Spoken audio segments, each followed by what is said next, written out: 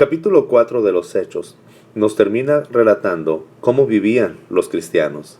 Dice la palabra del Señor que los creyentes eran de un solo sentir y nadie consideraba suya ninguna de sus posesiones, sino que las compartían.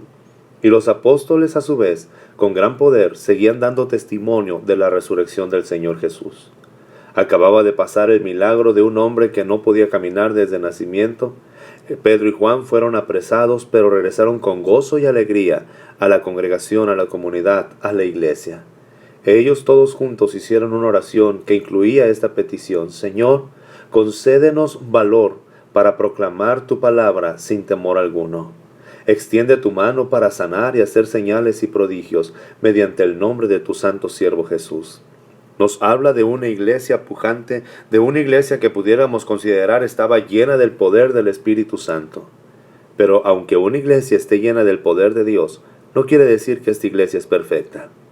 La iglesia, en los tiempos primitivos, en los tiempos recientes en los que fueron bautizados con el Espíritu Santo, nos habla que también había problemas.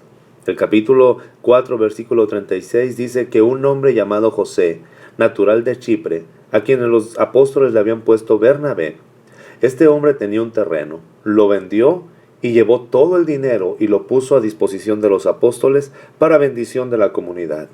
El capítulo 5, el versículo 1 inicia hablando también de un caso similar, de un hombre llamado Ananías que también vendió una propiedad, pero se puso de acuerdo con su esposa para mentirle a los apóstoles.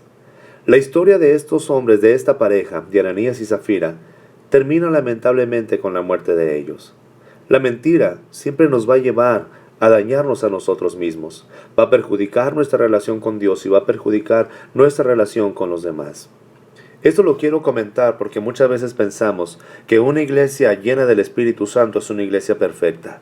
Sin embargo, también la Biblia nos habla en Corintios que todos los discípulos o todas las personas que formaban parte de la iglesia en Corintios, había manifestaciones de los dones espirituales, había manifestaciones de milagros, sin embargo estaban divididos.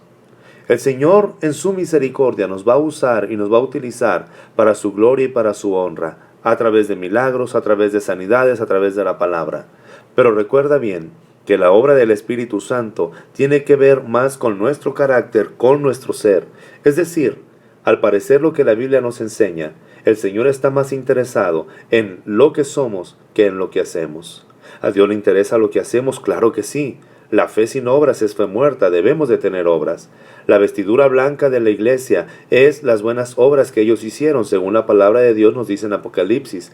Pero si nosotros tenemos un exterior limpio, pero un interior sucio, no agradamos delante de Dios. La verdad que si tenemos un ser, un carácter que agrada, que glorifica y que bendice el nombre de Cristo, vamos a tener acciones motivadas correctamente y con la unción de Dios y con el respaldo de Él. El capítulo 5 del versículo 12 dice que había milagros por todas partes y toda la gente que se acercaba recibía sanidad de parte de ellos. Esto provocó la envidia de los sacerdotes, de los fariseos, de los grupos religiosos, y empezaron a levantarse en contra de la iglesia. Hubo persecución, algunos los azotaban, a otros los encarcelaban. Sin embargo, esto no provocaba que se detuviera el mover del Espíritu Santo. Dice el versículo 42 del capítulo 5, y día tras día, en el templo y de casa en casa, no dejaban de enseñar y anunciar las buenas nuevas de que Jesús es el Mesías. La predicación no era de una iglesia, la predicación no era de una denominación, la predicación no era de historia, la predicación para que la gente conozca a Jesús y crezca y sea salva es proclamar que Jesús es el Mesías. Eso es lo que debemos hacer. Pero aún en medio de esta iglesia llena de milagros, llena de poder, llena de unción, también había ciertos problemas administrativos y técnicos, como cuáles. Había un cierto sector de viudas a las cuales no se les estaba llevando el alimento o se les estaba distribuyendo de una manera no correcta los bienes, como despensas, como comida y el repartir las mesas. Los apóstoles dijeron que no era posible que ellos pudieran hacer las dos cosas, predicar la palabra y también repartir las mesas. Y toda la comunidad estuvo de acuerdo en que se pudiera juntar o establecer un grupo de personas que pudieran llevar a cabo esta noble labor. Para el Señor, para Dios, Tan importante es aquel que está en un púlpito, aquel que está enseñando, que predica cada domingo, que predica cada semana, o que tiene una labor como dirigir la alabanza, o cantar en una iglesia, o servir. Para el Señor es tan importante una persona que está en el púlpito como para alguien que está repartiendo despensas, que está ayudando a los necesitados. Nosotros muchas veces queremos clasificar y decir que hay niveles y que una persona es más importante que otra. Escucha bien, delante de Dios todos somos iguales. Dice la palabra del Señor que Dios no hace acepción de personas. Muchas veces pensamos que porque alguien está más en el público, Dios lo escucha más, Dios lo ama más o Dios le pondrá más atención. Por la sangre de Jesús, el Señor nos escucha a todos por igual. Estos hombres, los apóstoles, estaban dedicándose completamente a la palabra, pero buscaron a 7 hombres que tuvieran estas características, que tuvieran buena reputación, que estuvieran llenos del Espíritu, que tuvieran sabiduría, que fueran hombres de fe. No solamente aquel que grita, que habla y que conoce un lenguaje religioso, sino que también tenga un buen testimonio, que sea íntegro, que no sea mentiroso, que no sea ladrón, que no sea de doble cara. El capítulo 7 del libro de los Hechos nos habla acerca de uno de estos hombres llamado Esteban. Esteban, lleno del poder de Dios, hacía su labor de repartir las mesas, de poder contribuir en la sociedad tanto de la iglesia como de aquellos que no pertenecían a ella, y Dios lo respaldaba de una manera tan poderosa que los milagros y las señales se hacían en las calles.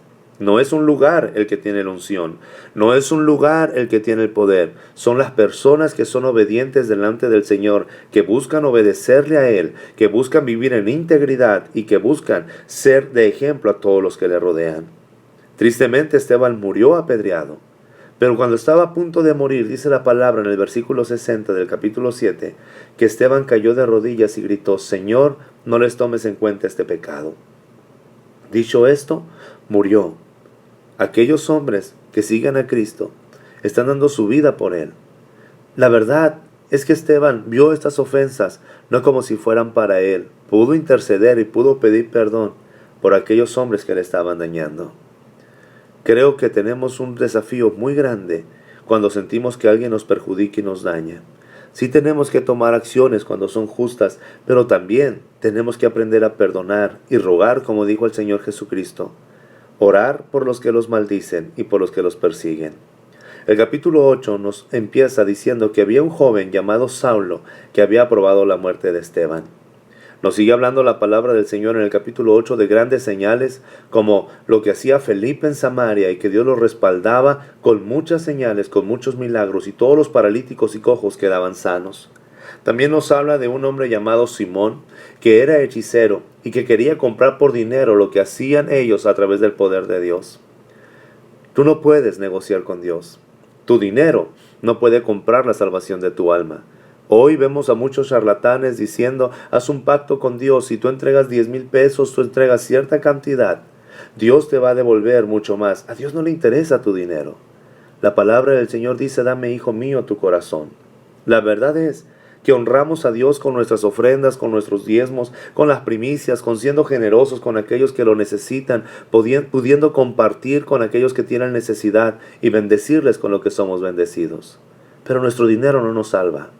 Es la actitud del corazón, es lo que hay en nuestra vida, es ver a Dios en todas las cosas como el todo. Dice la palabra del Señor que el oro y la plata son de Él. Es decir, si tenemos mucho, es porque Dios nos ha dado. Si tenemos poco, es porque Dios nos lo ha dado. Todo lo que tenemos es por Él, es de Él y para Él. Quizás tú te sientas en este momento muy alejado de Dios y consideras que no eres candidato para pertenecer a Él o a su cuerpo. Quiero decirte que el Señor te espera. Él te ama, Él te cuida, Él te está esperando. Quizás hasta este momento has recibido grandes bendiciones de parte de Dios, pero a lo mejor sientes que hace falta algo. Te hace falta quizá conocerlo a Él. El poder, la unción y la gloria de Dios se verá reflejada en tu vida y en todo lo que haces cuando empieces a buscarle. Quizás no eres perfecto, no eres perfecta, nadie lo somos, pero podemos llegar delante de Jesús y decirle: Señor, yo necesito que tú me ayudes, que pueda avanzar y caminar, que mis recursos puedan ser de bendición para todos los que me rodean, iniciando con mi familia. Que Dios te bendiga, que Dios te guarde.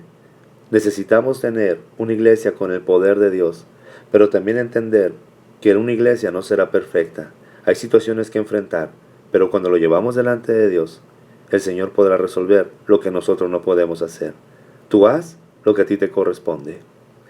Que el Señor te bendiga y te guarde, que despierte hambre por su palabra y sed por su presencia.